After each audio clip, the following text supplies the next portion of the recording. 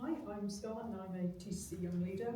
And the fifth question is, what specifically would you do to improve the quality and affordability of social housing?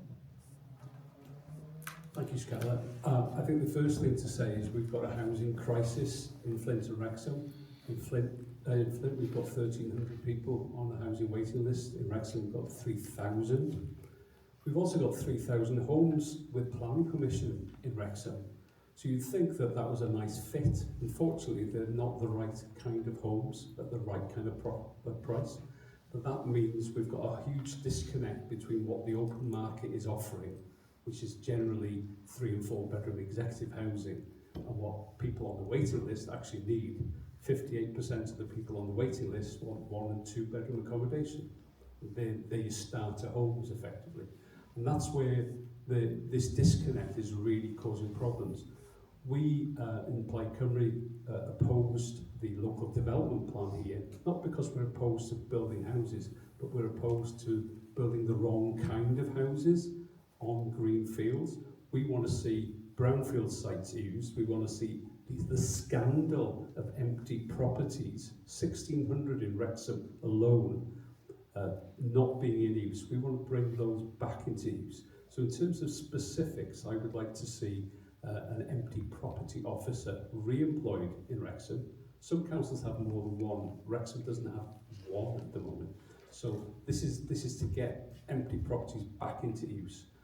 In terms of the, you talk about quality and affordability. I would say numbers are important, quantity. We need to build 20,000 houses. We're pledged to build 20,000 new social housing in the next 4 years. I think it's really important that we address that crisis.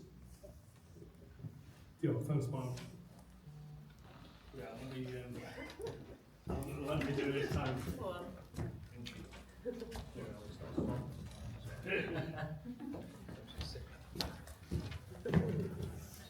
Yes, thank you for your question. Yeah, this is a situation that's been brewing for decades and hasn't been addressed. I mean, one thing that we definitely look at is making sure that local authorities have the powers to compulsory purchase derelict houses or empty houses that aren't being offered on the open market. There are also lots of derelict large buildings, so there are some lovely churches and chapels that unfortunately are not in use as places of worship and are just going to ruin. So there should be powers there again for local authorities to take possession of those properties if they're not being actively developed, and for them to be converted into livable spaces.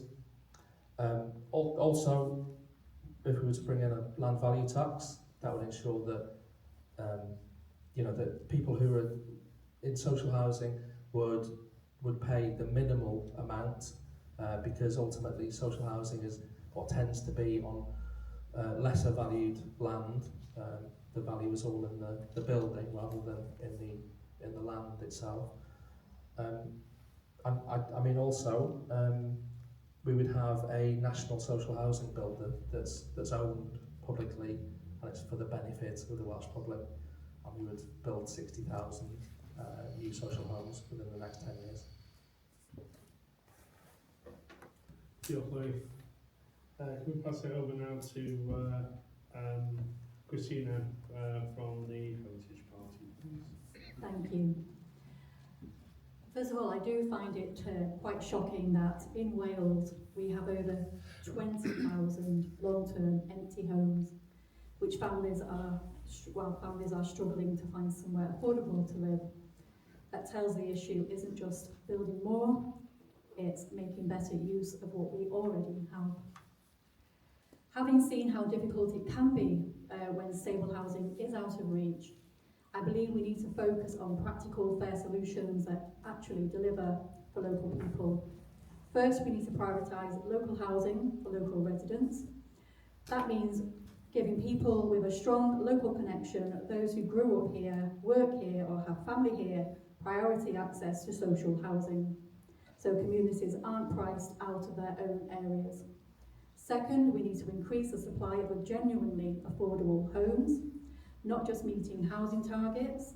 That includes, as other people have said, restoring existing buildings through our Renaissance zones, bringing empty and historic properties back into use rather than overdeveloping green spaces.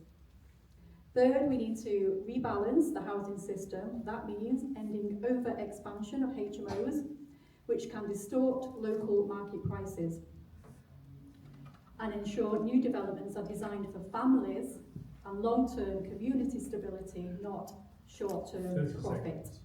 And finally, decisions about housing should be made locally by returning planning powers to local councils and giving residents a stronger voice. We can ensure developments reflect the real needs of the community and the infrastructure to support it.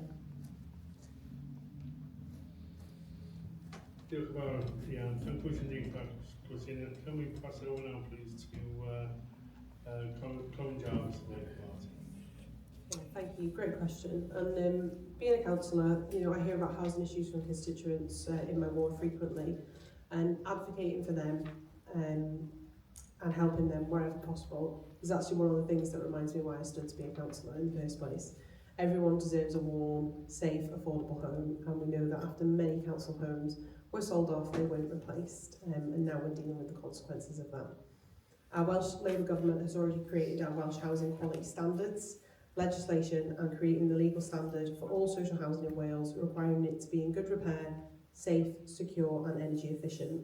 We want to see 100,000 new homes delivered over the next decade, with at least 40,000 being warm, low-carbon homes for rent and social sector.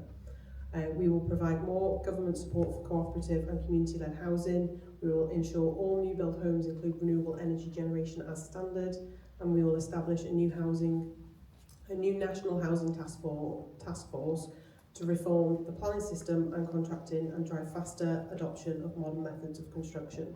We will end homelessness by 2034, making sure no children are placed in bed and breakfast accommodation by 2030. Thank you. Corin, and no means least on this question, Richard Marbrow of Liberal Democrats. Thank you. Yeah, I always found housing discussions interesting because the economics are crazy. Because we sit here and go, yeah, you've got to provide 20% affordable housing on a housing development, so we're going 80% completely unaffordable. That economically is completely bonkers. And one of the issues we've got is anybody that tells you that there's a way to solve a housing crisis that doesn't involve building a lot more houses is selling snake oil. We need to build more houses. If we want to bring brownfield sites back into use, then we're going to have to, on those ones, let developers build the big profitable houses, because that's the only way to get brownfield house going. And what we need to do is have proper, decent local planning. Wrexham needs a local plan so it can turn down some planning applications. So what you do is get a decent mix of housing, because what tends to happen is that they'll put some of the social housing in a corner. It'll be tiny and not that pleasant in order to meet a certain planning restriction. What we need to do is have a proper partnership with particularly smaller developers that leads to properly sustainable housing development in areas. But what that means is we're going to have to make some changes to the planning system that quite a lot of very large house builders would not like to see, and that's where the influence of money and politics kicks in. We need things like use it or lose it on planning permission. You get planning permission, you either develop it or you're going to lose the planning permission, so you can't borrow against the land to fund development elsewhere. That's a simple economic thing that never seems to happen for some strange reason in this country. We need to start breaking down some of those barriers. We need to have local plans that do say, housing there, not there. So if you apply for housing there, you'll get it. If you apply for housing there, you won't. So that the planning process actually gets a lot shorter and simpler in order to enable us to build the more houses. Because the way you get better social housing is building more houses overall, because that brings the housing market back into balance. And you can't keep having housing prices increasing faster than wages, because at that point you're not arguing with me, you're arguing with maths. Eventually every house becomes unaffordable, and that's one of the dirty little secrets that nobody in politics ever wants to tell you.